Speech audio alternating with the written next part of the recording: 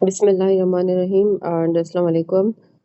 Actually ये जो video है वो होगा for the students who are new, जो बिगनर्स हैं, क्योंकि वो काफ़ी रिक्वेस्ट कर रहे थे कि हम मैडम हमें समझ में नहीं आता कि हम न्यूज़पेपर कैसे पढ़ें, और उसके अलावा वहाँ से मटेरियल ढूंढना और कंटेंट हासिल करना हमें नहीं आता और मुश्किल लगता है।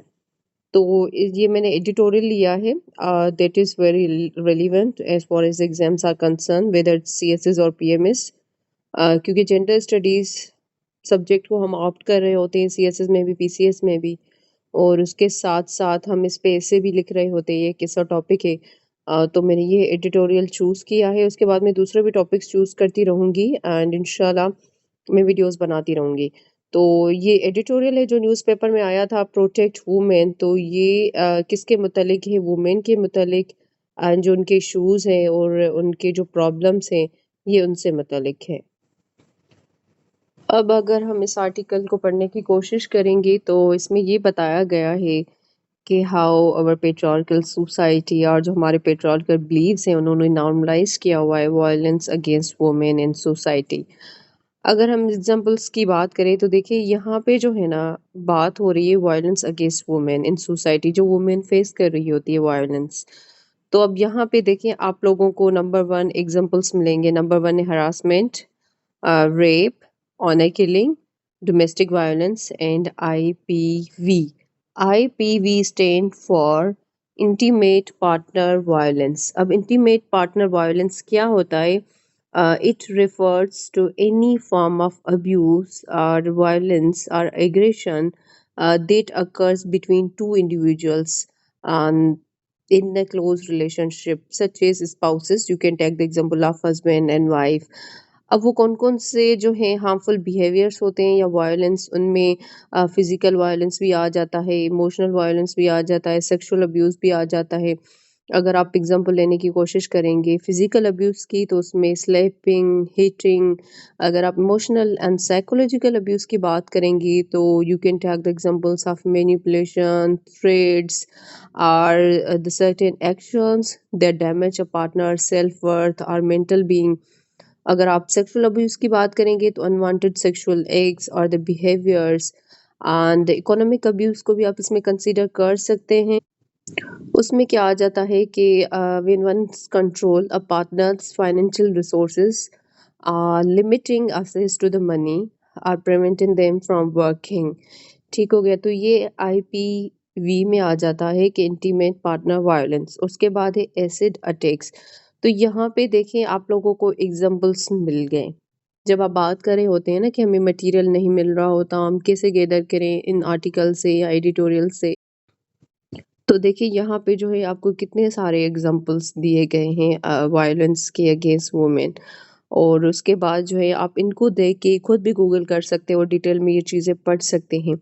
अब दूसरी जो मैंने इम्पोर्टेंट चीज़ हाईलाइट की हुई है कि a parliamentary body expressed concern about 1201 cases of domestic violence against women in Punjab in 2023 and demanded a restructured national database on crimes against women and children under Human Rights Ministry।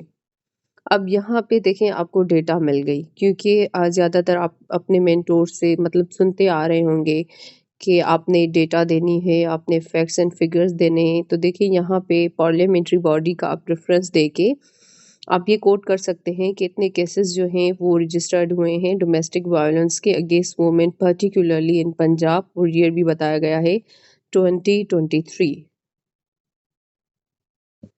अब वहाँ पे देखिए here another reference is also given KP police का है।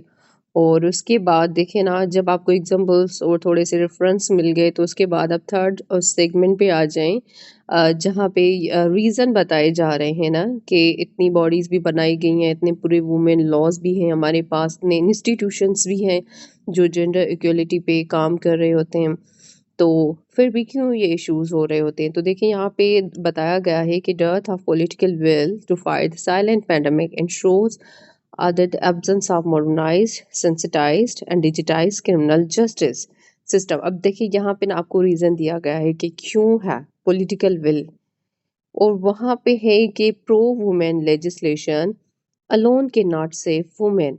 अब यहाँ पे देखें बताया गया है प्रो वुमेन लेजिस्लेशन, मतलब we have a lot of laws, लेकिन वो जो अलोन प्रो वुमेन लेजिस्लेशन है वो वुमेन को फिर भी सेफ नहीं कर सकती। अब यहाँ पे आप देखने की ये कोशिश करें कि what are those pro women laws. अब जैसे देखिए 2010 का एक लॉ है protection against harassment of women at the work place, जिसका बाद में स्कोप एक्सपेंड किया गया था। Acid control and acid crime prevention act है 2011 का। The prevention of anti women practices criminal law amendment act 2011 का है। उसके बाद वुमेन प्रोटेक्शन एक्ट है 2006 में। Anti rape investigation and trial ordinance है 2020 का। द क्रिमिनल लॉ है हमारे पास 2016 का। हिंदू मैरिज एक्ट है, चाइल्ड मैरिज रिस्ट्रेंट एक्ट है जिसमें एज वगैरह बताई गई है। सिंध गवर्नमेंट ने भी वो दिया था 2019 में। The protection of women criminal laws amendment act 2006 का वो भी है। अब देखें कि हमारे पास जो है ना प्रो वुमेन लेजिस्लेशन, मतलब बहुत ज़्यादा हमारे पास लॉज हैं, लेकिन these laws are the legislation alone के नॉट सेव वुमेन। सो अब आप यहाँ पे दूसरा रेफरेंस देख सकते हैं कि दिया गया है, ठीक हो गया, कि 32% जो वुमेन इन पाकिस्तान की experienced physical violence and 40% of married women, ठीक हो गया। तो यहाँ पे भी आप जो है ना ये भी रेफरेंस आप यूज़ कर सकते हैं इन योर आंसर। अब देखिए ना ऊपर आपके पास रेफरेंस था पार्लियामेंट्री बॉडी का, कैपिटल पुलिस का, और यहाँ पे आपके पास रेफरेंस है यूनाइटेड नेशन की एजेंसी का कि United Nations population fund agency. It's a UN agency that focuses on the reproductive health, family planning and population issues as well. तो यहाँ पे देखिए आप इसको भी कोड कर सकते हैं UNFPA। अब यहाँ पे अब नीचे आए तो दूसरा जहाँ पे मैंने लिखा हुआ है कि सेकेंड रीजन। अब देखें ना सेकंड रीजन भी यहाँ पे बताया गया है, जैसे कि हमने ऊपर देखा था कि ऊपर भी मैंने आप लोगों को फर्स्ट रीजन बताया था। अब यहाँ पे भी सेकंड रीजन है कि unable to access justice due to societal and structural impediments are forced to stay silent by there.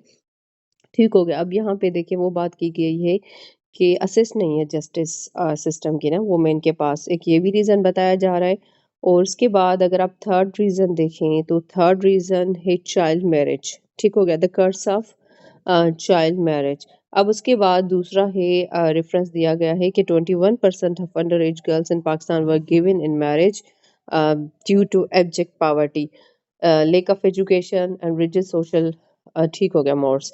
अब यहाँ पे देखें कि चाइल्ड मैरिज जो है वो भी एक रीज़न है। जब जल्दी से बच्चों की शादी कराई जाती है तो obviously they are also prone to the domestic violence and other issues as well. तो यहाँ पे उनके भी रीज़न बताए गए हैं कि क्यों अर्ली मैरिजेस के हमारे पास इश्यूज हैं, स्पेशली इन सिंध प्रोविंस या जो पंजाब की साइड में भी है, रूरल एरियाज में। तो देखिए एब्जेक्ट पावर्टी हो गई, लेक ऑफ एजुकेशन हो गई। और उसके बाद जो है अब यहाँ पे देखें कि उन्होंने दूसरा भी ये बात बताई हुई है कि भई लॉ एनफोर्समेंट जो एजेंसीज़ हैं उनका भी ये काम है, उनका भी ये मैंडेट है, उनको भी काम करना चाहिए। ठीक हो गया? क्योंकि देखें ना, ठीक है, क्योंकि देखें ना यहाँ पे जो बताया गया है इन दिस आर्टिकल कि domestic abuse is not a private dispute to be settled within the home but a criminal offense। अब ज़्यादातर ना डोमेस्टिक अब्यूज़ को या डोमेस्टिक वायलेंस को ये बताया जाता है कि भई it's a private issue, it's a personal issues, तो आप वो घर में ही सॉर्ट आउट करें। लेकिन यहाँ पे हमारी लॉ एनफोर्समेंट जो एजेंसीज़ हैं उनको भी अकाउंटेबल करना चाहिए for their inability to prevent and penalise offences against the women. कि भाई वो जो ऐसे इश्यूज़ हैं ना डोमेस्टिक अब्यूज़ के, डोमेस्टिक वायलेंस के, उनको प्रायोरिटाइज किया जाए, because these issues are not the private issues that need to be settled down in the homes। तो उनको भी जो है ना प्रायोरिटाइज किया जाए।